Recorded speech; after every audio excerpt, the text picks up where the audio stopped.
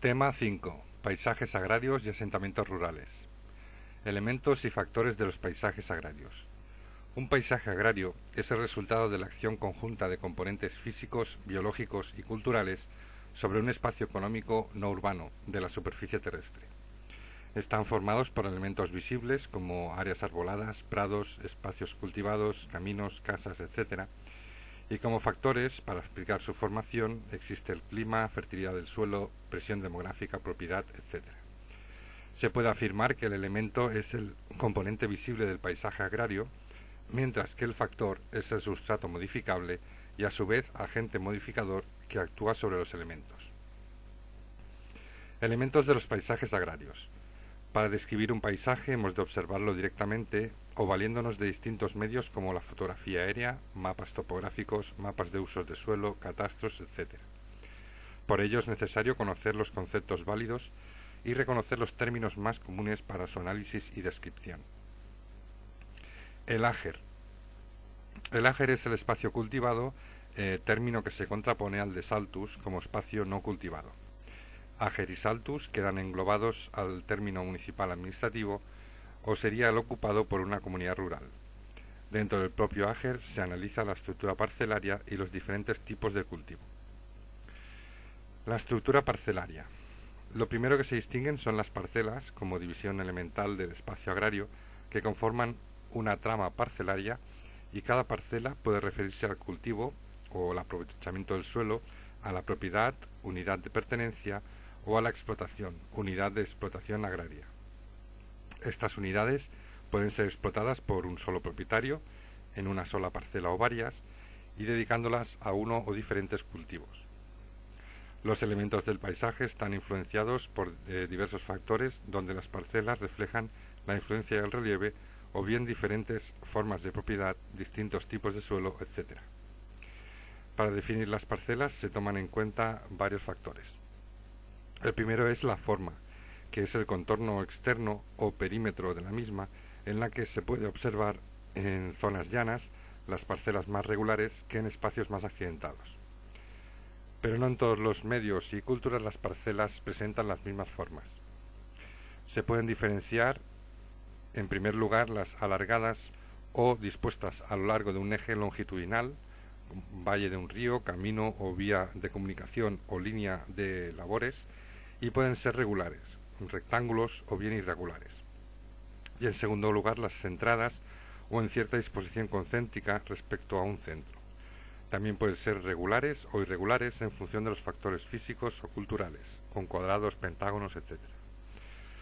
Por regla general, las parcelas regulares se encuentran con frecuencia en países nuevos como Australia, Canadá, Estados Unidos, etc., donde la colonización permitió una mayor regularidad en la parcelación.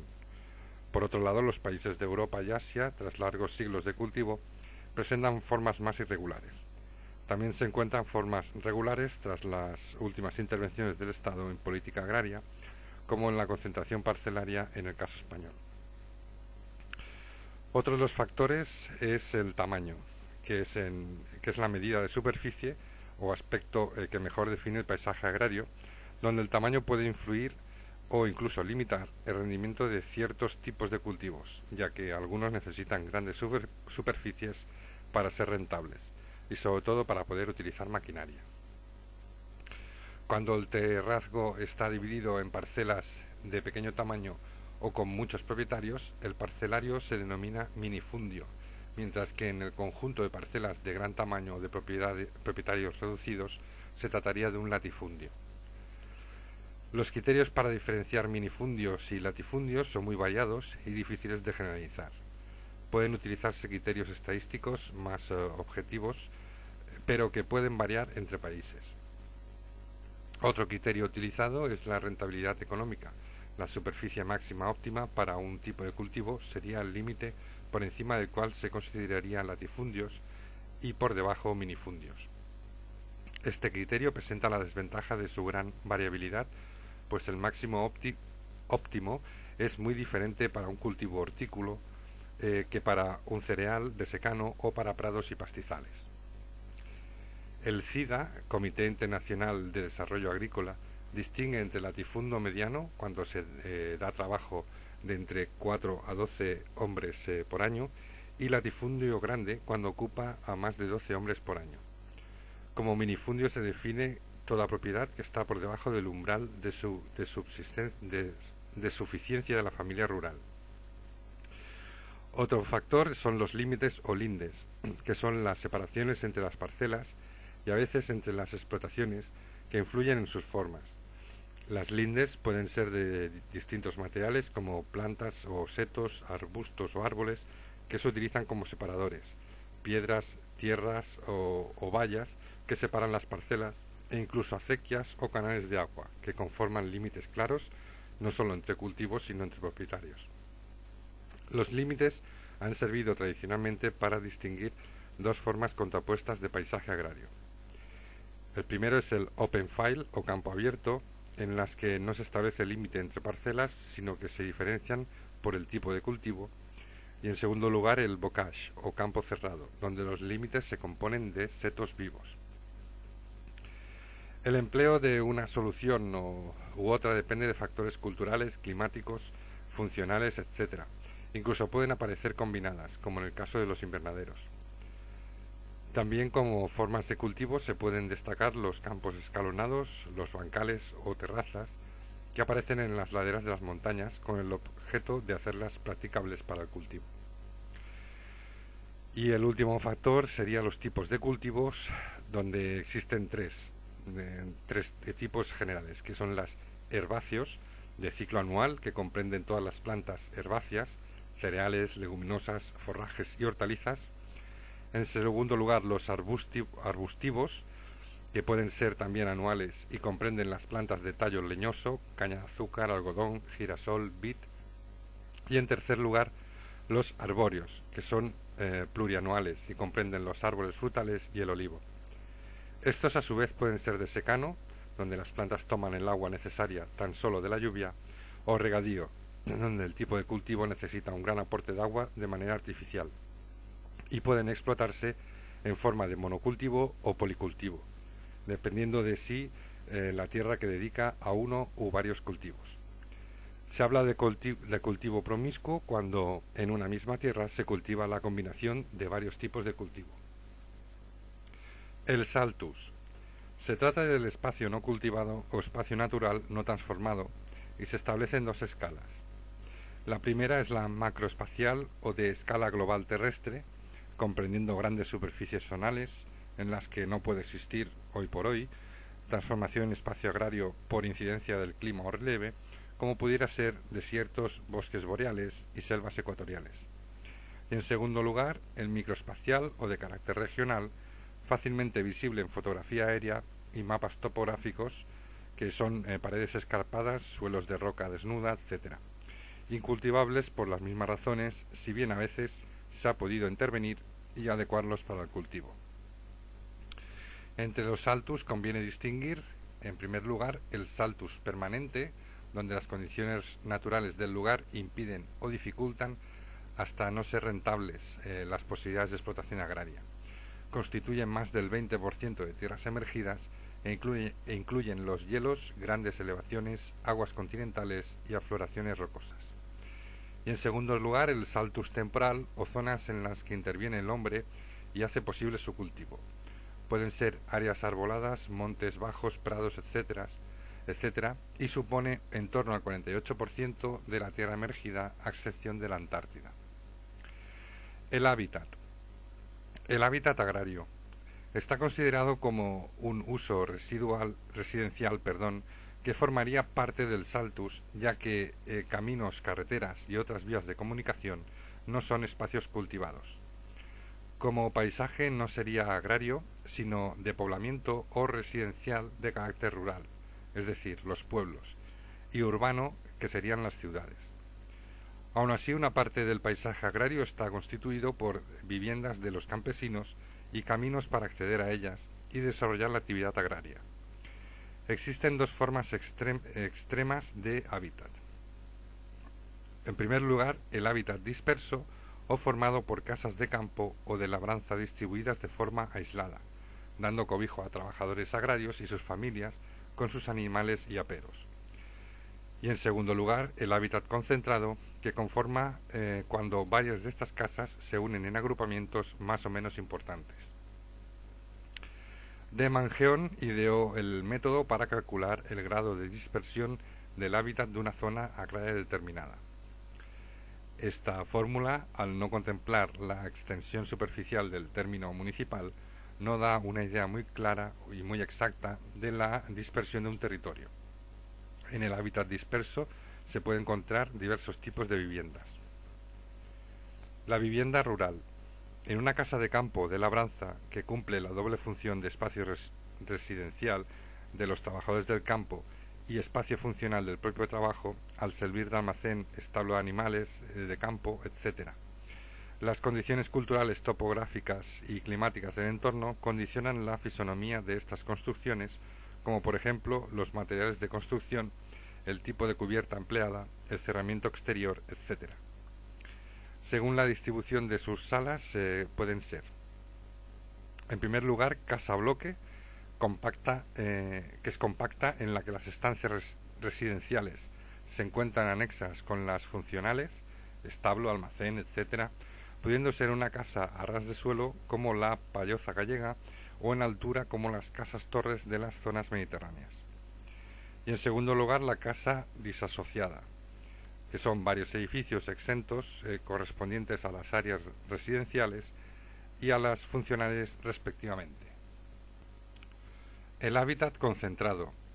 Hay que distinguir entre el hábitat rural, la población que se dedica fundamentalmente a la actividad agraria, y la que se dedica a otras actividades. En el primer caso están formados por conjuntos de viviendas con funciones exclusivamente agrarias, siendo las más elementales: 1. El caserío, formado por 2 o 3 viviendas agrupadas, cuyos habitantes trabajan en la misma explotación. 2. La aldea, constituida por 10 o 15 viviendas que se unen por razones físicas, compartición de río o fuentes familiares o por defensa de determinados enemigos. Y 3. El pequeño pueblo rural, formado por una agrupación de 20 o 30 viviendas dedicadas a la agricultura, ganadería o explotación forestal. En países desarrollados pueden ser restos de otros más importantes, pero en países subdesarrollados son más numerosos. La morfología de los pueblos. La forma de estas concentraciones está muy relacionada con las condiciones físicas o naturales y con el tipo de explotación agraria. Las formas más comunes son: 1. Pueblo alargado, con las viviendas a ambos lados de una vía de comunicación. 2.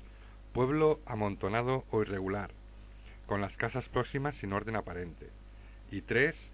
Pueblo radial, con las casas dispuestas en sentido radial o concéntrico en torno a un centro que puede ser natural o edificado. La localización exacta o lugar donde se asientan los pueblos es llamado por la geografía como emplazamiento, siendo el resultado de las condiciones naturales y el límite municipal. Son muy variados, aunque P. Merlin en el 2000 cita los siguientes. 1. Emplazamientos colgados por razones defensivas, como la cuenca del Mediterráneo, o sobre pequeñas colinas para economizar tierras cultivables en llano y evitar inundaciones, como en Extremo Oriente. 2.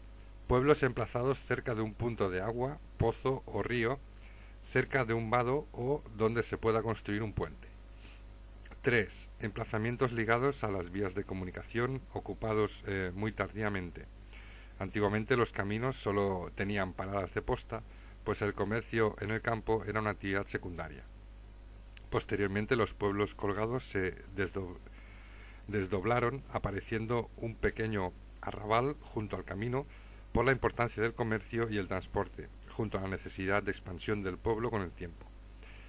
Y 4. Emplazamientos de contacto entre dos unidades físicas, reborde de meseta, pendientes sobre valle, etc. Esta localización es fundamental en regiones donde se practica la rotación de cultivos con reparto de suelos en diferentes sectores del terreno cultivado, y tanto más cuanto mayor sea el término municipal, pues la distancia a recorrer a pie eran mayores. En términos municipales españoles puede existir más de una entidad de población, ya que en un total de más de 8.000 municipios se contabilizaron hasta 60.000 entidades de población. La red viaria es el elemento perteneciente al Saltus y se presentan dos situaciones diferentes en el paisaje agrario. En primer lugar, la red viaria de autopistas, carreteras nacionales, secundarias y ferrocarriles yuxtapuestas al paisaje, modificándolo o a veces destruyéndolo. Y en segundo lugar, las redes de caminos rurales, vías pecuarias, cañadas, veredas y cordeles como vías de acceso a los campesinos, ganado, además de potenciar las relaciones entre distintos lugares. Factores de los paisajes agrarios. Los factores son los que permiten explicar la aparición y formas que adquieren los distintos paisajes agrarios y se engloban en dos grandes grupos, los factores físicos y los factores humanos. Los factores físicos. Los factores físicos, ecológicos o naturales han tenido mayor influencia en el uso agrario del espacio. El clima, fundamentalmente el frío, con temperaturas mínimas, la aridez, con la escasez de agua, y el relieve con pendientes, y los suelos, etc., son hechos que han limitado tradicionalmente en todos los países y limitan aún hoy en el mundo menos desarrollado el aprovechamiento agrícola del espacio. Estos factores no son tan determinantes actualmente, ya que las nuevas técnicas de cultivo, como plásticos, regadío, obtención de agua del subsuelo, invernaderos, etc., están incorporadas en los espacios agrarios de la mayoría de los países desarrollados y en algunos subdesarrollados. A escala mundial, estos factores tienen una gran influencia en la distribución del Ager y el Saltus, donde incluso en algunos casos siguen siendo auténticos factores limitadores de la aparición de paisajes agrarios. El clima. Los condicionantes más decisivos son el frío y la aridez, porque actúan como limitadores de la productividad o posibilidad de aprovechamiento agrícola. En primer lugar, el frío en regiones heladas hace imposible el uso agrario del suelo. En regiones comprendidas entre las dos áreas polares, que ocupan el 27% de las tierras emergidas, en las montañas más elevadas, desde 2.500 a 3.000 metros en tierras templadas y 4.500 a 5.000 metros en las intertropicales, suponen áreas de Saltus, que por sus condiciones frías dificultan o imposibilitan el uso agrario. En cuanto a la aridez, supone el desaprovechamiento agrícola del 29% de tierras emergidas, aunque algunos adelantos técnicos como construcción de regadíos, aprovechamiento de agua de otras áreas o del propio subsuelo posibilitan el cultivo en algunas regiones áridas. Esto hace que el porcentaje de tierras de Saltus puedan variar con más facilidad que las debidas al frío. Respecto al espacio cultivado, la temperatura y la precipitación son las que favorecen el crecimiento de las plantas, siendo aspectos íntimamente ligados, ya que con las necesidades hídricas de las plantas pueden variar con la intensidad de calor, además de otros factores derivados como relieve, litología o porosidad del suelo. Otras incidencias directas en las condiciones biológicas de las plantas son: 1. La energía radiante recibida en superficie. 2. El reparto de temperaturas y precipitaciones al año que configuran la duración de la estación o periodo vegetativo. 3. El riesgo que corren las cosechas por alteraciones anormales de las condiciones térmicas o hídricas, como sequías, heladas, tormentas, granizo, etc. Y 4. El viento, que puede acelerar la evaporación y, si es muy fuerte, puede provocar la desfloración o ruptura de algunas plantas. Son importantes también la integral térmica o cálculo del calor que necesita una planta para completar su ciclo vegetativo, la oscilación térmica diaria o anual, ya que existen cultivos que se desarrollan mejor con amplias diferencias de calor entre el día y la noche, la acción del agua, donde cada planta absorbe por sus raíces un mínimo necesario de agua, teniendo en cuenta otros factores importantes como la frecuencia de las lluvias y su distribución anual, ya que la lluvia fina y constante penetra mejor en el suelo, mientras que un aguacero intenso provoca arrolladas y no se aprovecha agrícolamente. El relieve. El relieve topográfico o roquedo influyen de forma importante en el aprovechamiento agrícola del suelo, aunque los bancales, muros de contención o abonos han sido utilizados desde antiguo para cortar o suavizar pendientes y para fertilizar los suelos. Las dificultades hacen que, ante el cese de presión demográfica o descenso de rentabilidad, estos espacios sean abandonados o aprovechados como pastizales. Los factores más importantes son los siguientes. 1. La altitud, que al descender provoca un descenso de las temperaturas de 0,65 grados por cada 100 metros. 2. La pendiente, ya que zonas con mucha inclinación o pendientes de 35 grados constituyen un problema muy difícil de solucionar hasta con bancales o terrazas. 3. La posición de la ladera. La solana y umbría y de vertiente seca y húmeda condicionan el ambiente del medio físico. En el hemisferio norte, las vertientes orientadas al norte son propicias para el cultivo, mientras que en las vertientes sur, la agricultura asciende centenares de metros. 4. El suelo, procedente de la meteorización del Roquedo, propicia la puesta en cultivo de distintas zonas en función de su calidad y fertilidad, por sus propiedades físicas, químicas, biológicas, espesor, cantidad de materia orgánica, etc. Y 5. La cubierta vegetal, que es un componente esencial de la fertilidad dependiendo del contenido de nitrógeno y materia orgánica, unidos a los rasgos biológicos, químicos y físicos del suelo. Factores humanos.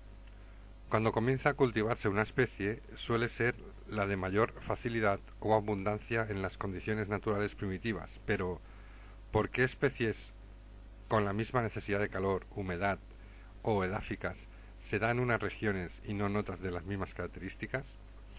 ¿O especies que se daban en unas áreas se adaptan a otras menos propicias? A estas preguntas se responde con la entrada en juego del hombre, pues de él depende la economía, demografía, reglamento jurídico, política, técnicas, etc. Influencia de la presión demográfica. La historia nos informa de cómo a una etapa de aumento demográfico le corresponde un aumento de tierras cultivables, buscando el equilibrio entre población y recursos. Pero no siempre puede ampliarse el espacio agrario y a menudo se recurre a intensificar los cultivos para obtener mayor rendimiento. El crecimiento de la población mundial fue lento hasta el siglo XVIII. En el siglo XX, del 1900 al 1970, la población mundial se cuadriplica y en la actualidad sigue siendo muy alta. Ese crecimiento ha de ir acompañado de un aumento de producción de alimentos, lo que dio lugar a un aumento de tierras cultivadas. Esta expansión se produjo en los nuevos países de América y Australia, con las migraciones entre los siglos XIX y XX y una intensificación de cultivos, produciendo un aumento de rendimiento mediante técnicas que lo permitían, gracias a la revolución industrial. La presión demográfica conlleva la necesidad de aumentar la producción de alimentos si se consideran dos hechos fundamentales como son la urbanización y la elevación del nivel de vida. El incremento cada vez mayor de habitantes de las ciudades demanda alimentos del espacio agrario, lo que exige una importante red comercial que los distribuya. La mejora del nivel de vida establece diferencias en la demanda de productos agrarios, tanto por la cantidad como por la calidad. Mientras en los países desarrollados la población agraria es menor, en los países subdesarrollados es mayor, aunque ya ha iniciado su descenso. En el ámbito mundial, la población agraria ha mantenido un ritmo de crecimiento menor que en el total de la población. En países subdesarrollados, el crecimiento de tierras de cultivo aumenta débilmente por roturación de bosques, selva amazónica y la puesta en cultivo de zonas desérticas como Sahel, mientras que en países desarrollados se abandonan tierras marginales con escaso rendimiento agrícola. Mientras que en los países subdesarrollados la proporción de tierras cultivadas es mayor que en los países desarrollados, estos responden a la necesidad de alimentos con la intensificación y mejora de rendimientos al conocer las técnicas necesarias para la explotación intensiva unida a la inversión económica necesaria. Influencias del desarrollo tecnológico. Las técnicas que utilizan los agricultores son la mejora del suelo, su fertilización, el regadío y la mecanización, aunque el uso abusivo o indiscriminado de alguna de ellas puede traer consecuencias negativas a futuro, provocando la denudación o desertización y favoreciendo la erosión. Los suelos pueden mejorarse y fertilizarse añadiendo el componente químico preciso, nitratos, calcio, etc., para su mayor productividad. El enarenado de cultivos hortícolas y la desecación de suelos son técnicas que convierten áreas del Saltus en áger, al transformar suelos antes imposibles de cultivar en arables y mecanizables. Las técnicas de regadío producen mayores transformaciones en el paisaje agrario, pudiendo transformar Saltus en áger o simplemente mejorar este con mejores rendimientos o permitir nuevos cultivos. Los canales, acequias, tuberias, etc., son elementos que transforman el paisaje agrario e incluso cambian su coloración junto con las del cultivo. Las transformaciones económicas favorecen el cultivo intensivo, la actividad ganadera estabulada y la hortofruticultura, produciendo grandes cambios en más de un 17% de la superficie cultivada mundial. El abuso de regadío puede producir la salinidad de los suelos y con ello infertilidad. La mecanización es la más visible de las actuaciones del hombre en el campo a través de la tecnología. La revolución industrial en Inglaterra en el siglo XVIII provocó desde finales del siglo, además del éxodo rural, la generalización del proceso de urbanización mundial y posterior aumento del nivel de vida, otros hechos que influyeron en las transformaciones del paisaje agrario. Los excedentes de capital de la industria fueron muchas veces invertidos en la agricultura, facilitando el transporte, demanda de productos industriales como fibras textiles, aceites para lubricantes, jabones, caucho para coches, etc. Gran cantidad de productos que contribuyen materias primas y, como no, un gran número de herramientas y maquinaria para facilitar las labores agrarias. A. López Antiveros, en 1984, clasifica estos descubrimientos y avances de las distintas épocas de la Revolución Industrial en dos grupos. Un primer grupo sería de carácter mecánico, donde en primer lugar la revolución de los transportes, en segundo lugar la tecnología aplicada a la recolección, desde las más antiguas cosechadoras de cereales hasta las más modernas para forrajes, algodón, frutales, hortalizas, etc. En tercer lugar, la tecnología aplicada a la conservación y mejora de los suelos, abonos, fertilizantes, drenaje y desinfección de suelos, etc. En cuarto lugar, la tecnología aplicada a las labores agrícolas, la más tradicional, el tractor. Y en quinto lugar, la tecnología aplicada a los sistemas de regadío, importantes mejoras en el aprovechamiento del agua mediante el riego por aspersión, trenes de riego, goteo, pozos, otras infraestructuras, etc. Y un segundo bloque de carácter biológico, donde están los avances en higiene veterinaria que redujeron epidemias, pestes y epidemias en el ganado. Segundo lugar, los herbicidas, pesticidas y plaguicidas, que minimizan los daños ocasionados al cultivo por parásitos, malas hierbas y otras enfermedades. Y en tercer lugar, la mejora de especies ganaderas y creación de nuevas. Y en cuarto lugar, selección, mejora y adaptación o difusión de nuevas semillas que se adaptan mejor al medio o producen mayor rendimiento.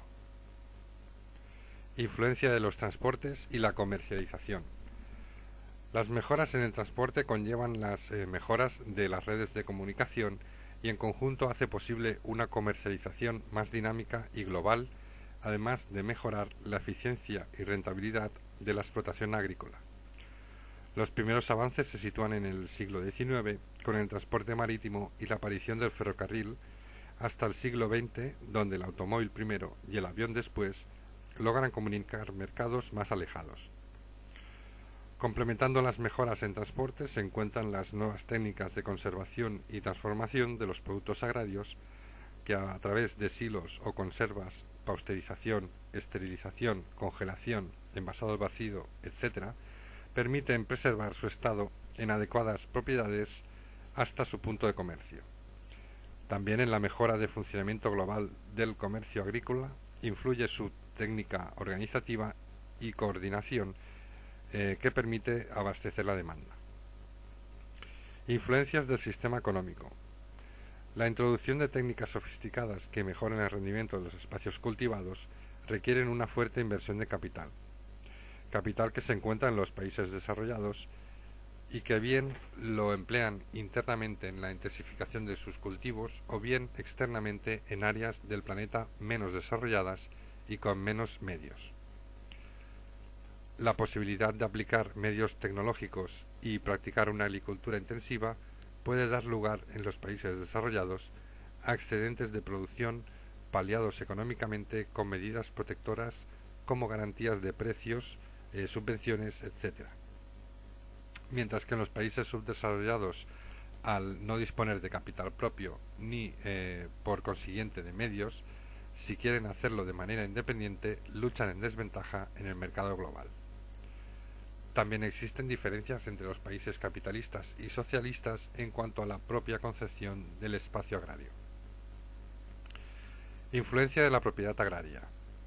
La propiedad de la tierra contempla su libre disposición, libre aprovechamiento y facultades de exclusión.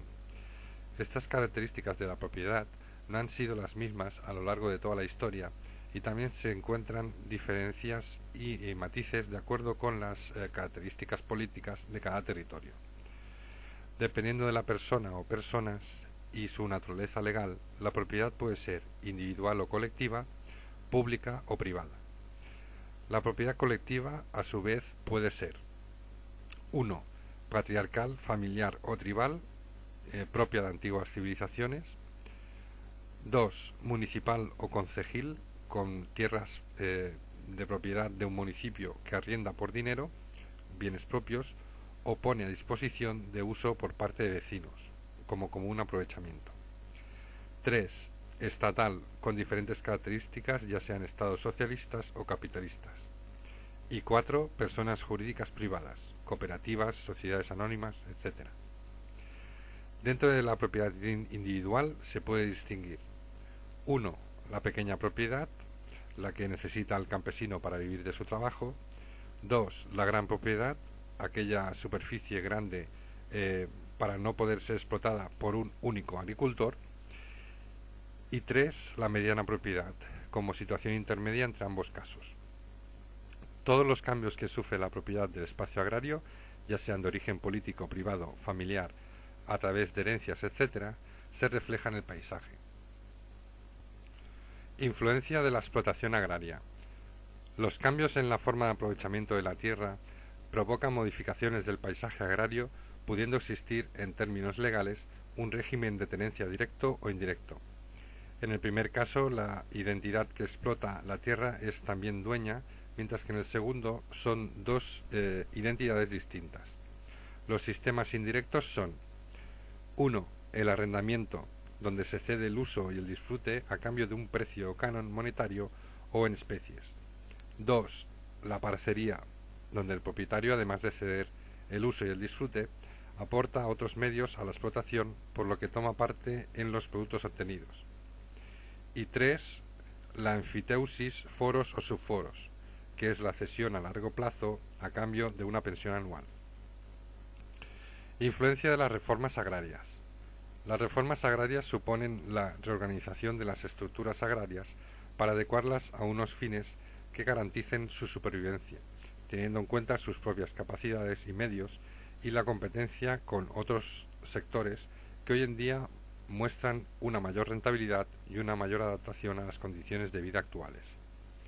Las medidas adoptadas en una reforma agraria pueden afectar las técnicas de cultivo, a la elección del cultivo y también al propio espacio del cultivo, primando la explotación de nuevas tierras o mejorando las propiedades de las ya cultivadas, así como el espacio rural con políticas que tratan de evitar el éxodo rural a las ciudades.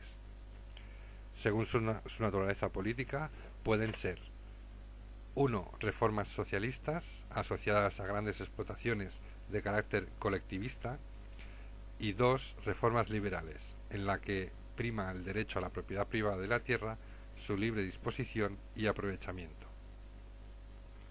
Los asentamientos rurales. Evolución del hábitat rural. En el mundo rural tradicional, que incluye el hábitat agrario, sufre la interacción de tres factores muy distintos e importantes. El primero es la transformación de las condiciones de vida agrícolas, que conducen a ampliaciones de explotaciones, reagrupamiento de casas como los pueblos, construcción de hangares para nuevo material agrícola, transformación de edificios inactivos, establos para otros usos, etc. En segundo lugar, la modernización y ampliación de las viviendas con aspiración de mayor confort, espacio, etc., o un modo de vida doméstico que se diferencia de los habitantes de la ciudad con mayor motorización del campo, confort y amplitud de las viviendas. Y en tercer lugar, la transformación o construcción de residencias secundarias, tratándose de casas heredadas, deshabitadas por el éxodo rural, para periodos vacacionales o jubilaciones, etc., que determinan el cambio de función agraria a una función más bien de ocio y recreo.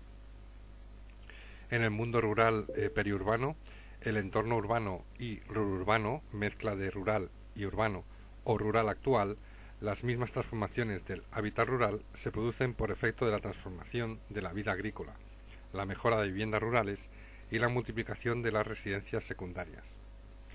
Al lado de antiguos pueblos se ven aparecer barrios con edificaciones nuevas de tipo urbano, construidas bajo el régimen de un plan urbanístico propio que cambia completamente el paisaje. Evolución de los modos de vida en el campo. En los países desarrollados puede decirse que en muchos casos apenas hay diferencias entre el modo de vida rural y el urbano. El trabajo en el campo sigue siendo duro por su naturaleza y sigue dependiendo de condiciones externas como la climatología, por ejemplo, pero con el empleo de nuevas técnicas y maquinarias se ha podido reducir el nivel de esfuerzo y adaptarlo a unas condiciones más humanas.